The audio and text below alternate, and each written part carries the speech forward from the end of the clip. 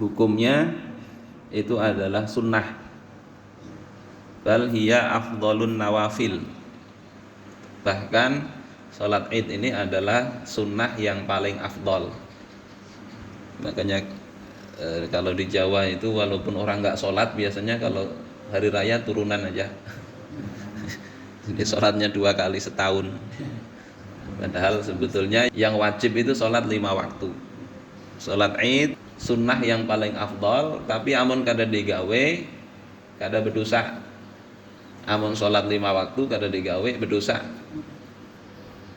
Yang wajib nggak dikerjakan, yang sunnah dibilah-bilahin, besungsung pada orang. Besubuh kada. Wa qila innaha fardhu kifayatin. Dan dikatakan, artinya ada sebagian ulama memahami sholat id ini hukumnya fardhu kifayah. Amun sekampungan kada danang menggawe berdosa semuaan.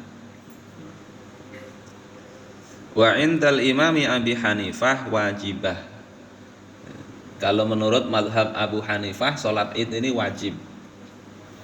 Jadi kalau di mazhab Hanafi sholat wajib dengan sholat fardu itu beda. Sholat wajib itu pertama sholat id, yang kedua sholat witir. Itu wajib menurut mazhab Hanafi. Sementara yang 5 waktu kita lakukan ini bukan sholat wajib tapi sholat fardu.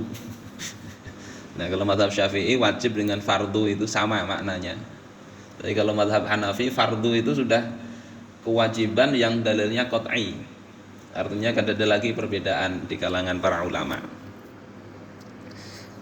Kapan waktunya? Waktuha min tulu'is syamsi ila zawal min yaumi Idul Fitr. Waktunya itu dari terbitnya matahari sampai waktu zawal. Waktu sesaat sebelum zuhur pada hari Idul Fitri, yakni pertama dari bulan Syawal, tanggal 1 Syawal. Kemudian wa min yaumi Idul Adha, juga pada hari Idul Adha, sama waktunya mulai terbitnya matahari, bukan terbit fajar ya. Kalau terbit fajar itu waktu subuh awalnya. Terbit matahari itu matahari mulai muncul.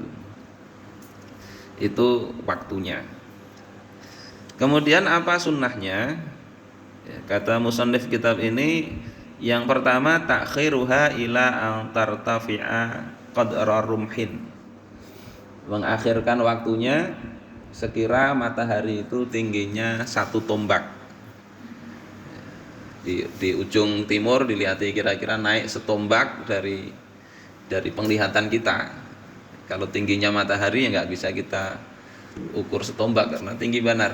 Tapi kelihatannya itu di timur naik sekitar setombak. Berapa yuk kira-kira setombak itulah. Kita 1,5 meter lah. Amun tombaknya panjang benar.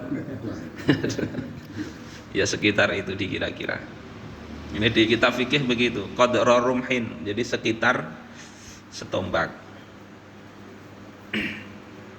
Kemudian yang kedua, fi'luha bil masjidi ini tasa'a. Dilakukan di masjid kalau masjidnya luas. Namun mencukupi aja di masjid lebih afdal di dalam mazhab Syafi'i.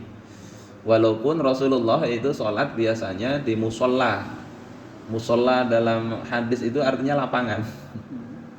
Ya fala taqrabanna musallana, jangan sekali-kali mendekati tempat sholat kami. Orang yang mampu berkorban nggak mau berkorban. Musolla di hadis itu tanah lapang, karena Nabi dulu sholat id di tanah lapang. Tapi dalam mazhab Syafi'i, kalau masjidnya luas, afdal di masjid. Walaupun di tanah lapang juga nggak apa-apa. Bagus lagi kalau masjidnya luas, belakangnya tanah lapang, jadi langsung bisa muat banyak. Wa taqiful huyyadu bi babil masjidi.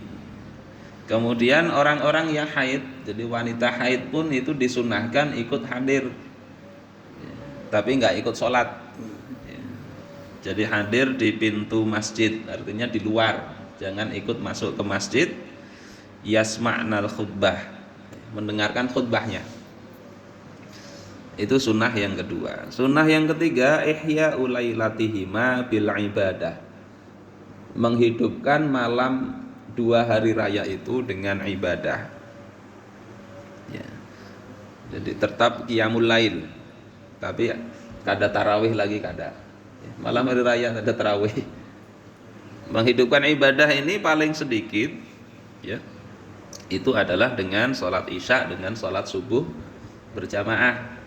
Itu sudah dihitung qiyamul lail, karena sholat isya berjamaah itu pahalanya itu seperti sholat malam separuh malam. Jadi sholat isya berjamaah, sholat subuh berjamaah itu seperti satu malam sholat sunnah. Jadi rugi amun kada digawe. Jadi malam hari raya ini banyaki juga beribadah. Minimal tadi 2 sholat itu jangan ketinggalan berjamaah. Ini kadang haur mau urus zakat fitrah, kadang ingat lagi sholat jamaah. Yang keempat al-ghuslu. Sholat mandi, diniatkan mandi sunnah Idul Fitri.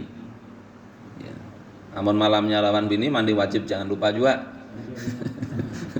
Langsung digabung 2 kali mandi, sekali mandi niat mandi wajib sekaligus mandi sunnah Idul Fitri atau Idul Adha.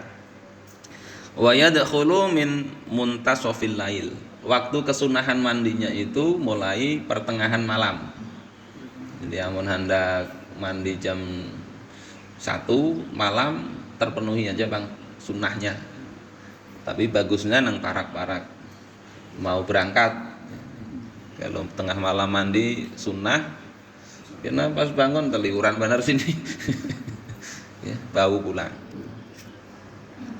Tapi tadi kesunahannya itu mulai pertengahan malam. Kemudian sunnah kelima itu adalah tatayyub wa tazayyun, berwangi-wangian dan berhias. Ini bagi laki-laki. Kalau bagi perempuan kan nggak perlu berwangi-wangian, ya, nggak perlu. Termasuk kalau di dalam mazhab Syafi'i, perempuan namun bungas banar kada usah ikut sholat Id. Itu di mazhab Syafi'i ya. Bisa dilihat ini di Takrirat As-Sadidah, termasuk di Kifayatul Akhyar. Tapi di mazhab yang lain tetap sunnah bungas nggak kada datang aja sholat. Kemudian yang keenam al-bukuru li ghairil imam, berpagi-pagi ya, selain imam. Kemudian yang ketujuh al-masyu ilaiha zahaban warruju'u bi tariqin akhar aqsar, berjalan berangkatnya cari jalan yang terpanjang, pulikannya cari jalan yang terhandap. Nah ini sunnah bang lah. Artinya kalau pian ngalih berjalan bermotor ada apa juga sunnah aja. Tapi amun kalau berjalan. Tapi amun jauh kira-kira lapah banar kada kuat manggah kena jadi gawian orang naik motor aja. Kenapa begitu? Karena li'anna ajraz zahab a'zam. Karena pahala berangkatnya itu lebih besar dari pahala bulikannya. Jadi berangkatnya cari yang terpanjang jalannya. Bulikannya cari nang tahandap. Di antara hikmahnya kenapa cari jalan yang berbeda itu supaya pertama di sini liyustafta in kana min ahlil ilm. Dia bisa memberi fatwa kalau dia itu alim. Kalau lewat jalan panjang ada yang bertakon kan kawa menjawabakan. Ya, kawa bersodakoh, dan agar 2 jalan itu menjadi saksi kebaikan dia. Ini sunnahnya begitu. Terus yang ke-8 ta'jilu sholatil idin nahri fi awwali waktiha, menyegerakan sholat Idul Adha di awal. Jadi amun Idul Adha itu bagusnya besungsung ya. Likai yattasi'a waktul udhiyah ba'da sholah. Besungsung kenapa? Supaya setelah Idul Adha sholat itu kan segera bisa menyembelih binatang kurban. Nah kalau Idul Fitri takhiru sholati Idul Fitr, bagusnya dilambati ya, dilambati, jangan terlalu besungsung sholat Idul Fitri. ya, ila irtifa'i syams ya qadra rumhatain, jadi sampai matahari itu meninggi sekitar 2 tombak kalau Idul Fitri. Likai yatasya'a waktu ikhrajil fitrah qabla shalah, agar waktu yang sebelum sholat ini terpanjang dikit untuk membagi fitrah. Ya, kemarin kan waktu paling afdal membagi zakat itu adalah ya, pagi hari sebelum sholat Idul Fitri, paling afdalnya begitu, sehingga orang-orang yang kekurangan itu pas hari Idul Fitrinya pas memang dia ada makanan. Kalau dibagi tanggal 27, 28 misalnya, pas hari raya pas kada pulang. Itu diantara hikmahnya. Kemudian yang ke-10, al-fitru qabla sholati Idul Fitr. Makan dulu sebelum sholat Idul Fitri, itu makan, bagusnya begitu, afdalnya. Wal afdal ayyakuna bitamrin watron, dan afdal itu makan kurma dulu.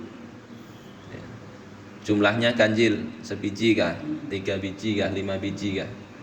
Jadi dilakukan itu, diniatkan ini mengikuti sunnah ya, bukan karena kelaparan. Karena makan ini sama aja sebetulnya.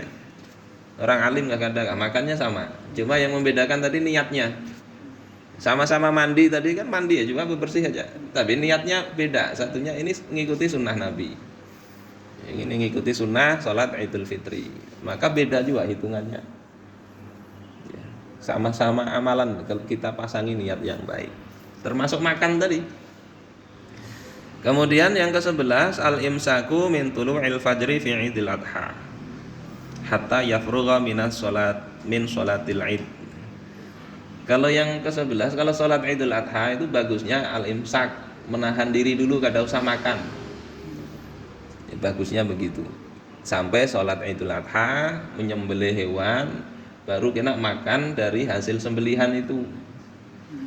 Tapi amun sakit mah, apalagi di sini lawas menyembelihnya, keburu sakit pulang. Ya paling enggak setelah sholat lah baru makan. Ini 11 sunnah dari Idul Fitri maupun Idul Adha. Terus kaifiyatu sholatiha.